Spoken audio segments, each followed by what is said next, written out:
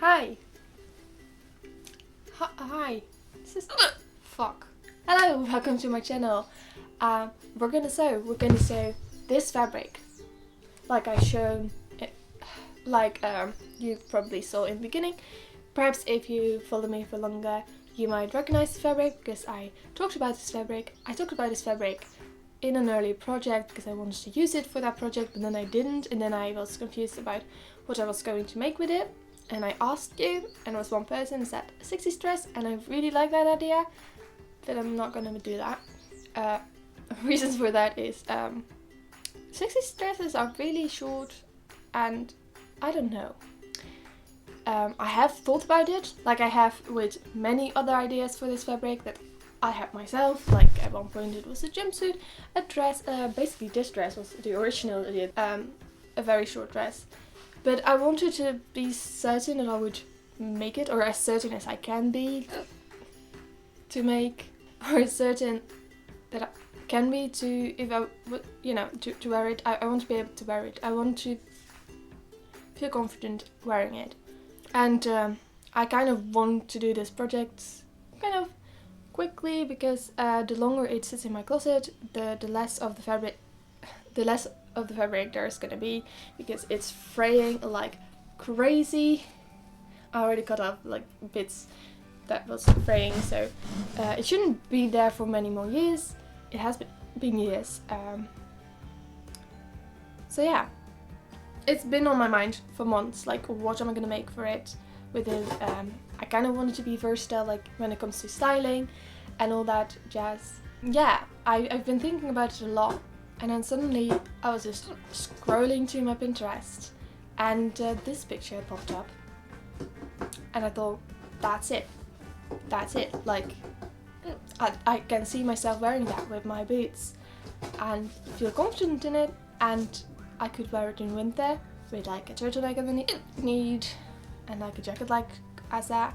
So that's what I'm gonna make. And I've got a pattern that is similar to that. It's from a pattern company that I have not used before. What is it called? Paper Cuts. It's Paper Cuts fabric, and I already fall in love with so many of their patterns. But this is the first one I'm gonna make. I'm thinking about perhaps like make the straps into like bows on top of my shoulders. They have like a little thing to adjust the shoulder straps, but I think I might just go for bows because I like the look of it, and I do not have any of those contraptions, and then I have to get it, and why not a bow? So this dress with a bow, and I think I will go for this length. So yeah, that's the plan for this week. I think it's gonna be very simple. I might be wrong about that. Also, I might be slightly procrastinating something else that I'm gonna make probably in the next video or so. Whatever. So that's the plan, and I will take you along with it like usual. And I hope you enjoy this video. And if you do, thumbs up, subscribe, comment. It would really mean a lot to me. So yeah, let's go!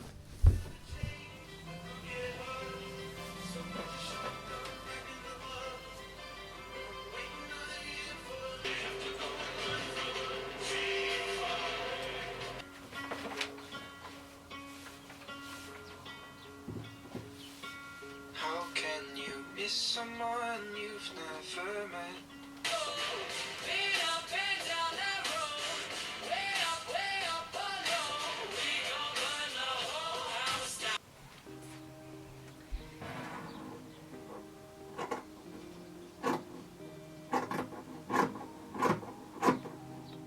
On my Instagram I had a poll to help me decide which side of the fabric I'm going to use.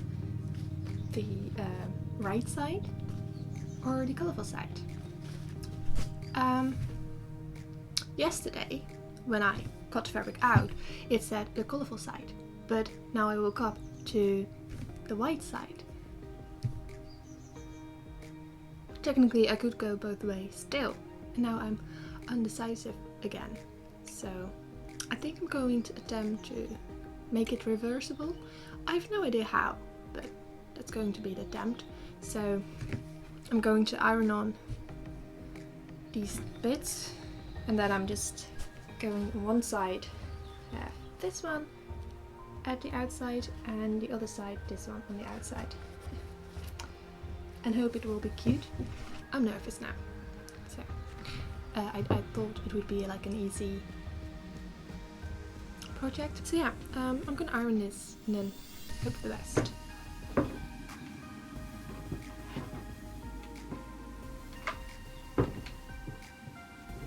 Let's see if I remember what I did, because it's been quite a while since I've been near this video. So, okay, it seems like I started with making the straps by pinning them, then ironing the very long back strap thing. I think that's what it is. And then I moved on to pinning the cups together, right sides touching each other, and with the front strap that we've sewn, which I didn't show, in the middle, but with the long side down, because you have to put it inside out. I used the tissue technique. I don't know if that was necessary, but I did it. And of course, sew it together.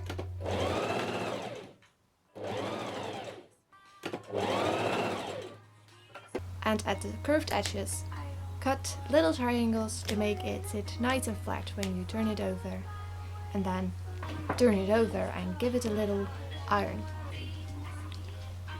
Once you do that, so you get a stitch on the bottom between the two marked notches. And now for the tricky part, which is pinning the cups to the front of the dress. What the fuck is er aan de hand, Phoebe? Oh, hello. Basically, because I'm doing a French stitch, I have started with sewing half a centimeter together, and I fold it over and sew it again, but leaving the middle to do by hand. And since the fabric is very fragile, I feel you only get one shot. There is no taking it apart and doing it over, because there probably won't be fabric enough to do so. So what you get with the first time is what you get, period. And then it's time to make tiny little bias strips for a tiny little part on the back of the dress, which I'm doing here.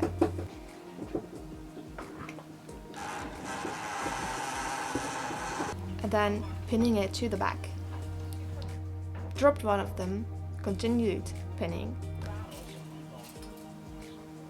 and then sew it in place. Cut the excess and then fold it over to sew again.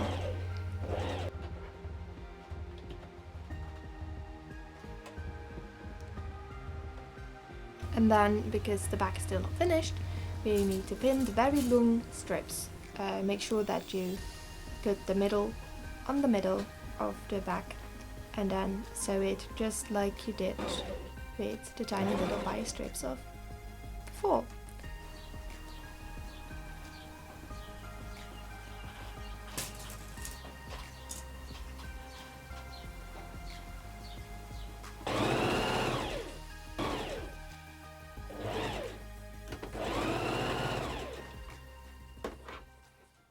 And then, finally, it's time to make these two pieces of fabric into an actual dress by matching the same sides together.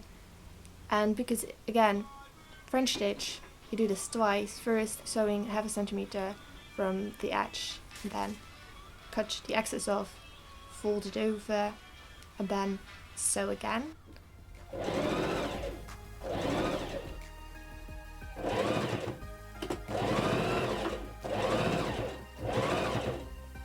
And then what is left is hemming the bottom, and all of this you've done dripping in sweat because there is no escaping of the heat.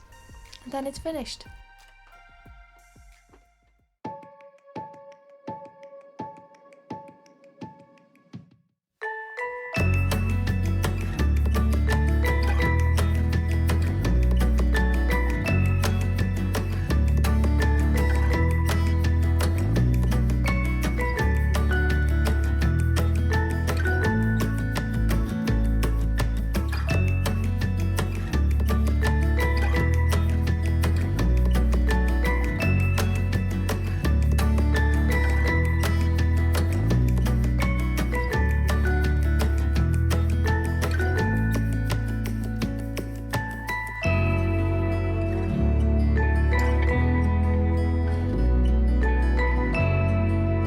I did it. It's reversible, which is, I guess, very cool. I like both dresses, even though they're one. I chose to basically have the colourful one technically as the right side because it's like very colourful. I felt like it needs to be a bit more toned down. Like, it's not perfect. Like, if you look closely, is that weird? Like, I did a French stitch and some of the remaining fabric is poking through, so it's not perfect and it's just, but you know, like, this fabric is quite difficult to work with. Like, it's very slippery and very fragile. I felt like the entire time of making this dress, just by touching it, it would disintegrate into ashes or something. So even though this is not quite right, I think, I felt not okay with taking it out, because I felt if I would do that, there would be no putting things back together. So I really like the fit. I definitely recommend the pattern, and I like the other side because, like, it's quite wide, and I felt it was okay to have the exposed seams, but then I like the French stitch way. So you have like a little ridge on the sides, and basically everywhere there's a seam. I did have to touch things up to make it not fray. Did that with green thread, and because this was very bulky for both, and it didn't look right for both sides, I basically cut it off and stitched it together. I don't know if it's like pretty. It definitely isn't pretty the way I did that, but I did it. So you know what, like, I'm definitely not an experienced seamstress, so I think I did a pretty good job, and things don't need to be perfect to be able to wear them, and I felt it was way more important that it looks better now than before, but I also felt it was very important to just make sure it wasn't going to fray so that it would last longer.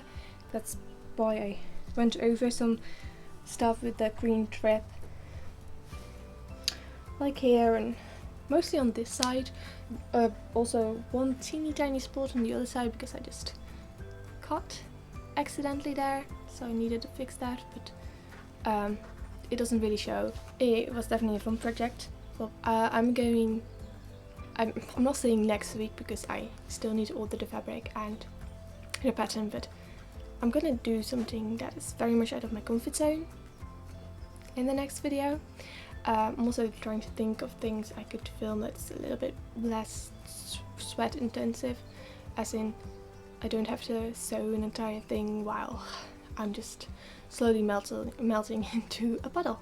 So if you have any ideas, please let me know of things you would like to see from me, and I see you in my next video.